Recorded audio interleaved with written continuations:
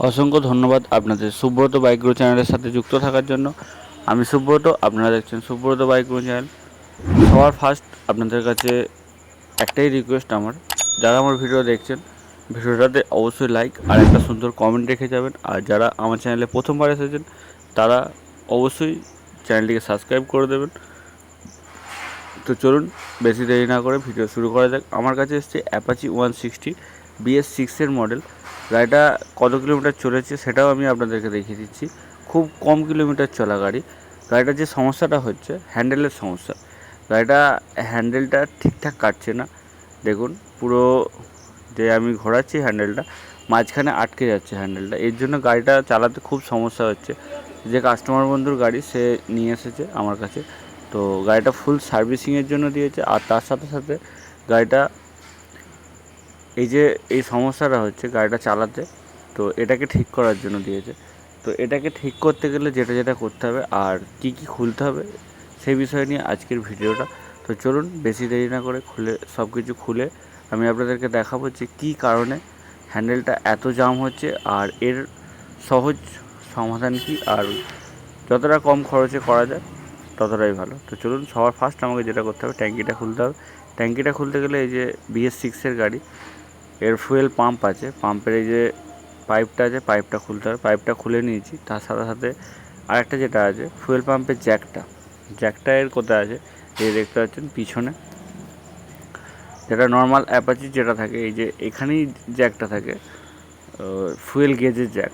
তো পাম্পের জ্যাকটা ঠিক সেম জায়গায় দিয়েছে, তো তার জন্য কোনো অসুবিধা হবে না খুলতে। তো চলুন আমি ট্যাঙ্কিটাকে খুলে নিয়েছি। এবার আমাকে যেটা করতে হবে, ওপরের টপে দুটো 5 নম্বর অ্যালাঙ্কি আছে, 5 নম্বর অ্যালাঙ্কি দিয়ে ওপরের টপটাকে খুলব।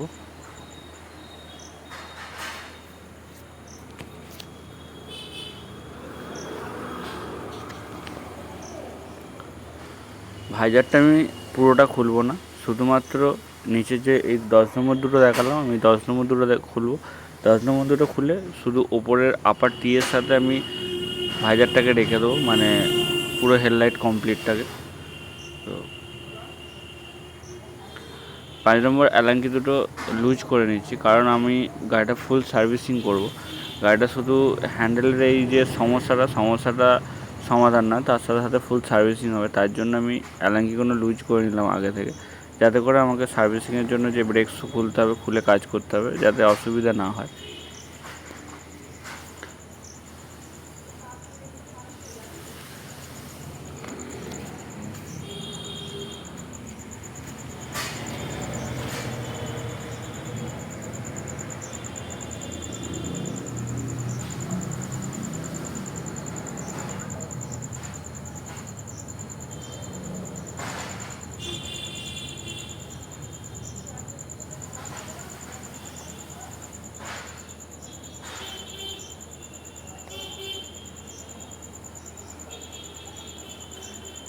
সামনের ব্রেক শুটাও খারাপ অবস্থা, ব্রেক শুটাও তার মানে আমাকে পাল্টাতে হবে।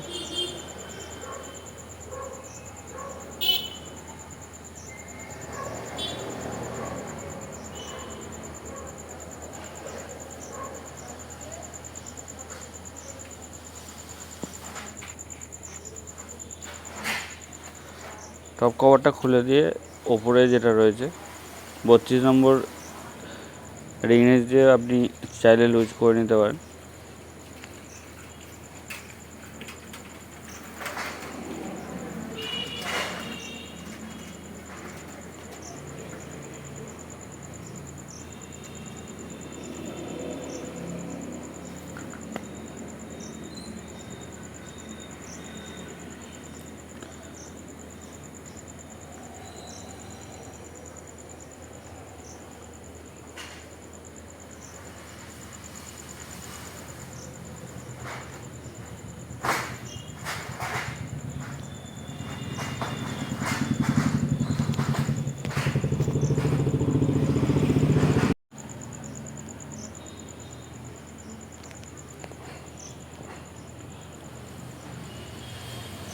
তো ধরুন চাকা আর সব কিছু আমার খোলা হয়ে গেছে। এবার আমাকে যেটা করতে হবে, দুটো হাইড্রোলিকের যে নাটগুলো রয়েছে অ্যালাঙ্কি আর 13 নম্বর, এই দুটোকে আমাকে লুজ করতে হবে, করে পুরো হার্ডলিক কমপ্লিট বের করে নিতে হবে। যেহেতু হার্ডলিকের কাজ হবে না, তার জন্য আমি হার্ডলিকটা কমপ্লিট বের করব।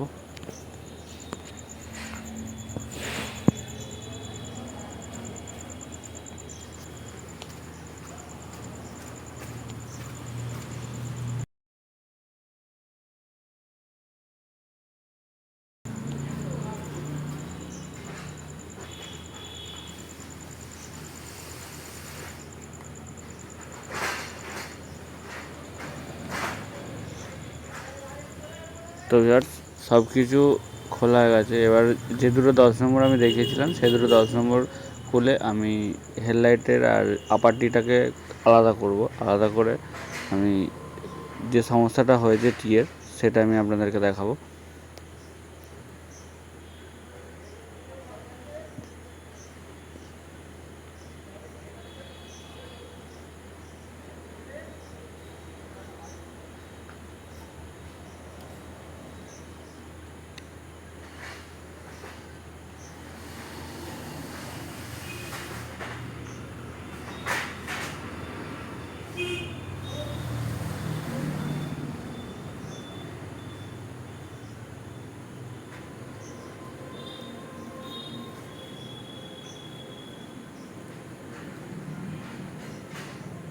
এবার যেটা করতে হবে, আমাকে এই যে ওপরে যে এই যে প্যাঁচটা আছে, এটাকে খুলে নিতে হবে।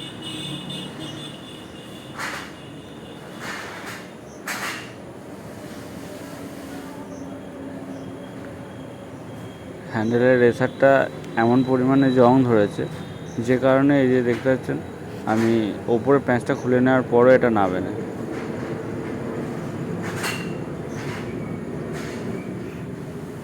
রেসারটা পুরো জং ধরে গেছে, দেখতে পাচ্ছেন। তো চলুন, আমি বেশি দেরি করব না, নতুন রেসার নিয়ে এসেছি।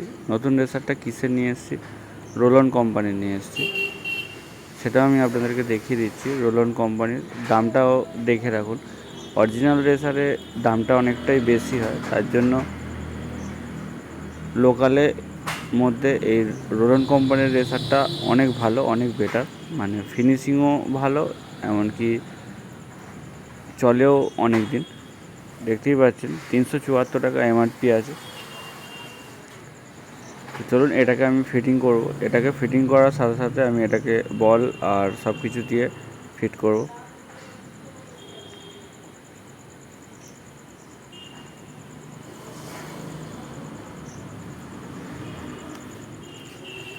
এর আগেও আমি আপনাদেরকে বলেছি, আমি হ্যান্ডেলের বল বিয়ারিং আমি হাতুড়ি দিয়ে ঠুকে বসাই, কারণ আমার কাছে হ্যান্ডেলের বল বিয়ারিং বসানোর পুলারও রয়েছে।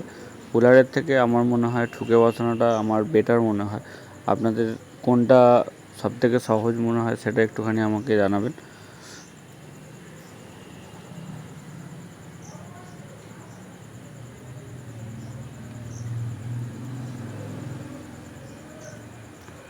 তো চলুন, দুটো রেসারই আমার বসানো হয়ে গেছে। এবার পালা হচ্ছে বল।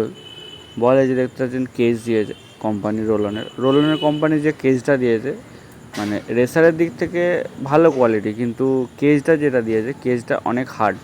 কেজটা অনেক হার্ড হওয়ার জন্য যদি আমি কেজ সমেত ফিটিং করি, তাহলে হ্যান্ডেলটা অনেক সময় জাম হওয়ার সম্ভাবনা থাকে।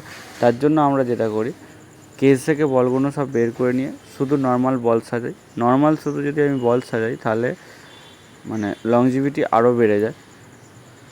তো আমি এমনি ওই জন্য শুধু নর্মাল বল সাজিয়েছি। যেটা আপনাদের সুবিধা হবে, আপনাদের যেটা মনে হবে সেটা আপনারা করবেন। আমার যেটা মনে হলো আমি সেটা আপনাদের সাথে শেয়ার করলাম।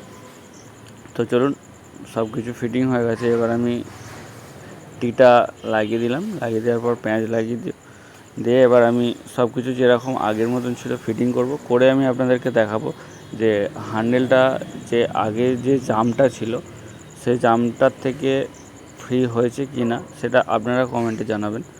তো চলুন।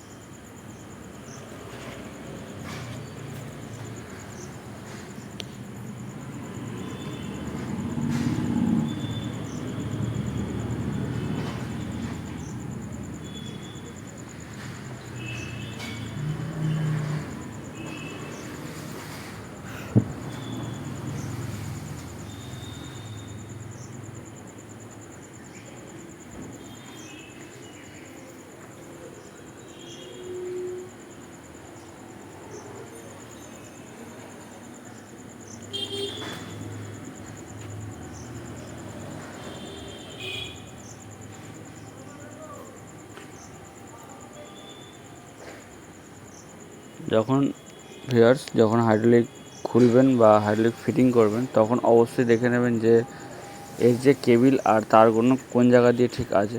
যদি জায়গা একটুখানি চেঞ্জ হয়ে যায় এদিক ওদিক তাহলে সমস্যা হবে অনেক। যদি অ্যাক্সেলেটার কেবিলটাই বলুন, যদি অ্যাক্সেলেটার কেবিল একটু এদিক ওদিক হয়ে যায় তাহলে হ্যান্ডেল ঘোরালে রেস বেড়ে যাবে। ক্লাচ কেবিল যদি এদিক ওদিক হয়ে যায় হ্যান্ডেল ঘোরালে ক্লাচ টাইট হয়ে যাবে। তো চেষ্টা করবেন খোলার সময় অবশ্যই দেখে নেওয়ার। আর আরেকটা গুরুত্বপূর্ণ কথা যেটা হচ্ছে, যদি আপনাদের অ্যাপাচি 160 BS6 BS4 বা BS3 থেকে থাকে, যদি হ্যান্ডেলের এরকম সমস্যা হয়ে থাকে, মানে হ্যান্ডেল জাম হচ্ছে, গাড়ি চালাতে চালাতে যখন বাঁক ঘুরছেন মনে হচ্ছে যেন একদিকে গাড়ি টেনে নিচ্ছে, তার সাথে সাথে যদি দেখুন যে অনেক গর্ত রাস্তায় যাচ্ছেন, যখন সামনে থেকে ঘটঘট করে আওয়াজ হচ্ছে